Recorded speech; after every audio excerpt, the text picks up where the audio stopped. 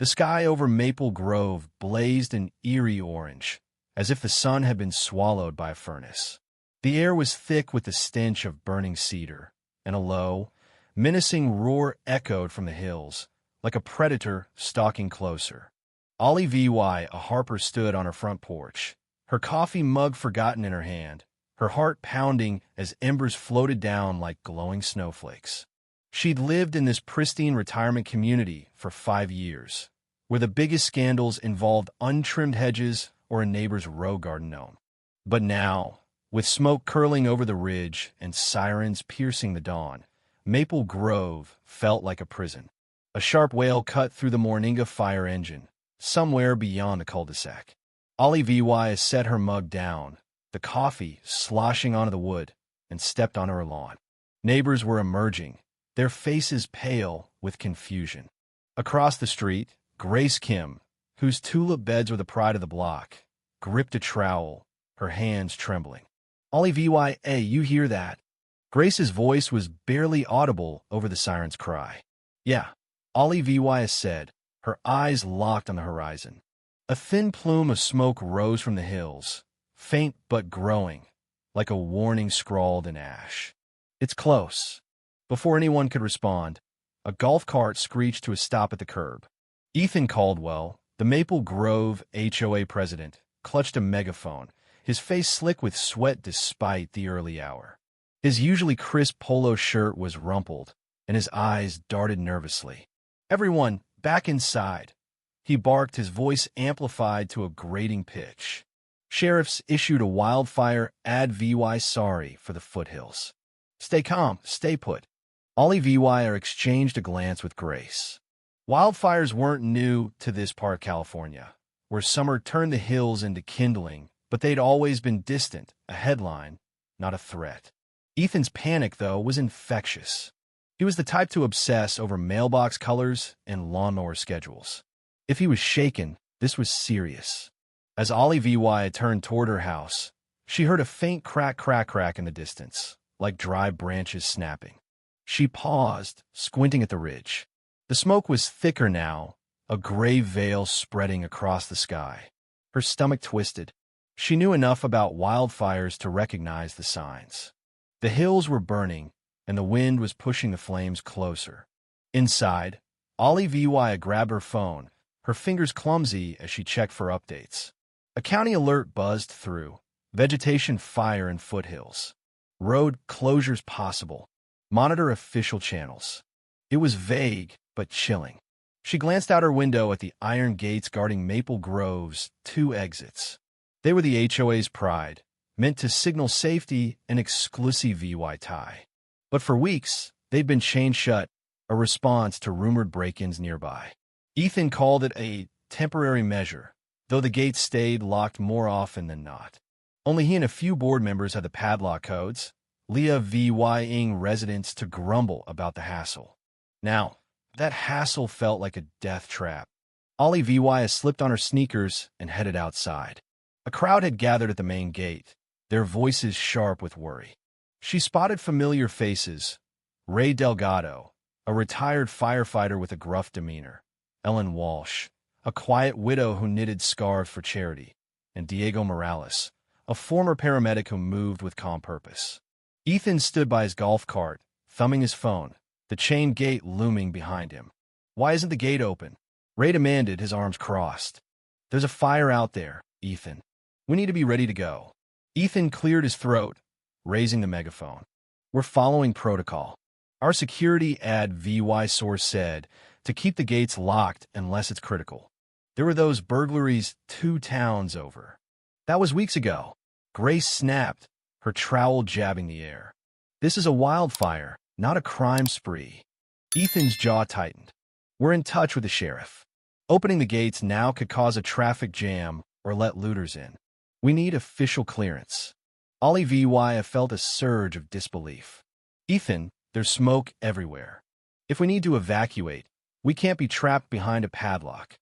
Murmurs of agreement rippled through the crowd, but Ethan raised the megaphone again. "I've got this under control. I'll open the gate when the sheriff gives the go-ahead." Ray snorted.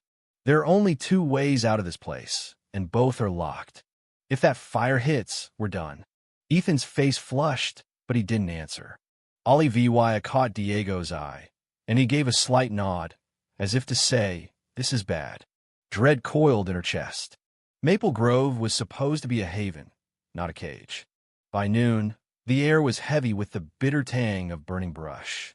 Smoke hung over the neighborhood, dimming the sun to a sickly glow. Olivia sat in her living room, the TV blaring a news report. A map showed a growing orange blotch in the foothills with a ticker warning: evacuation orders for foothill residents. Maple Grove was at the base of those hills, too close for comfort. She paced past the photos on her mantel, her and her late husband, Tom, camping in the Sierras, laughing on a beach. Tom had been the practical one, always prepping for emergencies. His old go-bag was still in the closet. Olivia pulled it out, the zipper stiff. Inside were water bottles, a flashlight, and a first aid kit, musty but functional. The doorbell rang, urgent. It was Ray, his face grim. "Got a second?" She nodded, letting him in. Ray glanced around, lowering his voice. "I checked with folks across the development. The second gate's locked, too. And Ethan's gone took off an hour ago." Olivia's eyes widened. "Gone where?" "Said he had to meet the volunteer fire brigade for paperwork. Problem is, no one knows if he locked the gate behind him. Karen, the treasurer, says she doesn't have the code. Ethan set up some high-tech padlock and didn't share it." Olivia's jaw dropped. "So we're stuck because Ethan didn't trust anyone with a key?" Ray nodded. "I caught a locksmith, lines are busy. Even if I got through, they can't get past the county's roadblocks." A chill ran through her. "So unless Ethan comes back, we're trapped? Or we break the gate open," Ray said. "I'm not waiting for him to save us." A frantic knock interrupted them. It was Ellen, her eyes wide. "They're evacuating the next neighborhood over. The roads are jammed, and we're still locked in. Should we call 911? "I tried," Ray said, grimacing. "Busy signals. Emergency lines are swamped. My son says the highways are chaos. Cops are telling people to stay put unless they're in immediate danger." Ellen wrung her hands. "But the fire's closer. I can see the smoke. If it jumps the ridge." Olivia touched Ellen's arm. "We'll figure it out. If we have to cut the chain, we will." "Is that legal?" Ellen whispered. Ray shrugged.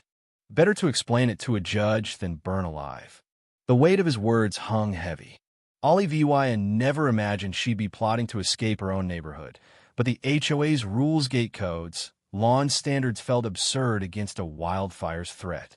They rallied neighbors to the main gate, where a dozen residents clutched tools: bolt cutters, crowbars, a battery-powered grinder.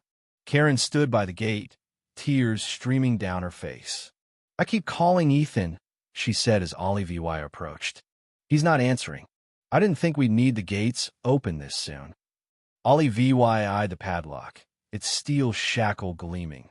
Ray crouched beside it, testing the chain. "This is tough," he muttered. "Gonna take serious effort." Diego stepped up with bolt cutters. "Let's try." They took turns, straining against the metal. Each clang sparked frustration, the chain unyielding. The wind grew sharper, carrying the stench of burning foliage. By mid-afternoon, the sky was a bruised purple, the sun barely visible through the smoke.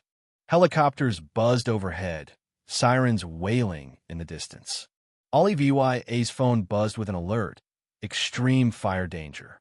Mandatory evacuation for foothill communities. The neighboring development was listed, but not Maple Grove yet. Beyond the gate, the main road was clogged with fleeing cars. Maple Grove remained locked in, its residents helpless onlookers. "We should check the second gate," Grace suggested. "Maybe it's weaker." "It's worth a shot," Olivia said. "But it's across the neighborhood." Olivia, Grace, and Diego headed to the smaller exit by the community pond. The streets were eerie, homes shrouded in haze. Some neighbors loaded cars with valuables, though they had nowhere to go. An elderly man hosed his roof, a futile stand against the fire. Grace led the way, her trowel still in hand, her resolve unshaken. At the second gate, their hopes sank. Another heavy chain, another padlock, identical to the first. Ethan's thorough, Grace said, her voice bitter. Ollie VYA's phone rung an unknown number. She answered, her pulse racing. Hello. Ollie VY, it's Ethan. His voice crackled, wind howling in the background. I'm at the fire station. Its madness cell towers are overloaded. Ethan, the gates are locked. Ollie VY said sharply. We can't leave. Where are you? I can't get back, he said. The highway's blocked for emergency vehicles. The sheriff says to hold tight. Hold tight. Ollie VY snapped. The next neighborhood's evacuating. Give me the code, Ethan. Now. A pause, then Ethan sighed. I'll text it. But the sheriff warned about panic. Ethan. Ollie VYA's voice cut through. Send the code. A text arrived, a string of numbers. Ollie VY knelt by the padlock, her fingers trembling. On the second try, it clicked open. The chain fell, and the gate swung free. Relief surged, but it was fleeting. A gust of wind carried ash, and the sky glowed red. The fire was closing in. Spread the word, Grace said, coughing. This gate's open. Ollie VY texted Ray and Karen. Pond gate unlocked. Tell everyone. They rushed back, shouting to neighbors to head for the exit. Car engines roared, headlights piercing the smoky dusk. But at the main intersection, a bottleneck formed, cars inching toward the gate. Ollie VY jogged ahead, her lungs burning. At the front, a sedan sat sideways, its driver, a retiree named Frank, arguing with another. My engine's overheating. Frank shouted, steam hissing from the hood. Move it. A woman yelled, her voice panicked. Ollie VY waved her arms. We need to keep the road clear, or we'll trap ourselves. Ray ran up, soot-streaked. The main gate's code didn't work. Ethan used a different lock. Ollie VY cursed. The main gate was wider, better for traffic. Now everyone had to squeeze through the pond gate, risking a jam. Cars pressed in, driven by seniors unaccustomed to chaos. Embers fell, sparking on lawns. A rooftop smoldered near the ridge, and Ollie VYA's heart raced. If one house caught, the fire could spread. Ollie VYA, Ray, and Grace directed traffic, while VYing cars into a single file. Tension crackled. A near collision erupted when Ellen's car tapped a pickup. Watch it, the driver shouted, leaping out. I'm sorry, Ellen sobbed, tears mixing with ash. Grace jogged over, her voice calm. We're all scared, but focus. The fire's coming. The fire's roar grew, a train bearing down. Embers ignited grass and shrubs. Ray grabbed an extinguisher, dousing a burning bush. Neighbors dragged hoses, but the water was weak. It's too fast, Ray muttered. Ollie VYA's phone buzzed Ethan. Road closures everywhere. Fires unpredictable. She clenched her jaw, furious at his absence. As cars crept through the gate, the road beyond was gridlocked. Grace scouted ahead, returning breathless. The highway's blocked. We need to go north through the foothills. That's risky, Ollie VY said. If the fire shifts. We're already trapped, Grace replied. A cry rang out. Mrs. Ortiz, an elderly woman with asthma, was being helped by her daughter, Sophia. She needs out now, Sophia said, frantic. The smoke's too much. Ollie VY waved cars aside. Let them through. Most complied, and Sophia's car slipped to the front. Night fell, the sky swirling with ash and flame. A cedar tree near the gate caught fire, its branches crackling. Ray and Diego doused it, but flames spread to a fence. Neighbors screamed, redirecting hoses. In the chaos, Ollie VY felt pride. Despite the HOA's failures, residents rallied Grace directing traffic, Ray fighting small fires, Ellen helping neighbors. Maple Grove was a community again. Most had escaped through the gate, heading north. Ollie VYA, Ray, and Grace stayed for a final sweep, checking for stragglers. Smoke burned their throats, but they pushed on, flashlights cutting the haze. Grace led them to Mrs. Lee's house, an 85-year-old who rarely left home. They found her on her porch, clutching a cat carrier. My car wouldn't start, she said, tearful. I can't leave Whiskers. We'll get you out, Ray said, helping her up. Ride with us. Ollie Vy guided Mrs. Lee to her truck, parked near the gate. They settled her and Whiskers inside, then piled in. The engine roared, and they pulled onto the empty road. Flames flickered at the edges, smoke slithering across the asphalt. At the gate, still open, they paused. Smoke rolled off the hills, and headlights lit a ghostly path. The road was littered with debris, small fires dotting the sides. A mile out, a fallen tree blocked the way, its branches ablaze. Cars waited, drivers shouting. We're MOVYing it by hand, one called. Help us. Ray grabbed a saw from the truck. Ollie Vy and Grace joined, hacking branches in the searing heat. Sweat stung their eyes, but they carved a passage. Ollie Vy's truck went first, tires crunching over twigs. Embers danced, but they made it through, the convoy following. A mile later, they reached a checkpoint. Deputies waved them into an evacuation zone, where volunteers distributed water and blankets. Ollie Vy helped Mrs. Lee to a medical tent, her cat carrier in tow. Thank you, Mrs. Lee whispered, clutching Ollie Vy's hand. Around them, neighbors reunited, some weeping, others laughing. Grace and Ray stood nearby, exhausted but relieved. We made it, Grace said. Ollie Vy nodded, her gaze drifting to the flaming hills. Maple Grove sign was barely Vy sible through the smoke, a relic of their old life. The day had exposed the HOA's arrogance-locked gates, rigid rules, but had also forged a new community. Ethan would face consequences, but that was for tomorrow. For now, Ollie Vy felt a quiet strength. They'd escaped, not just the gates, but the pettiness that had dead them. As she guided Mrs. Lee to a volunteer, the last glimpse of Maple Grove was a plume of smoke, a reminder of the world they'd left behind. If you were the one in this story, how would you react? Would you stand up and fight back, or accept the unreasonable pressure and control from the HOA? Share your thoughts in the comments below. And don't forget to subscribe, like, and share this video with more people. Your small action gives us the motivation to keep bringing you more intense and engaging stories.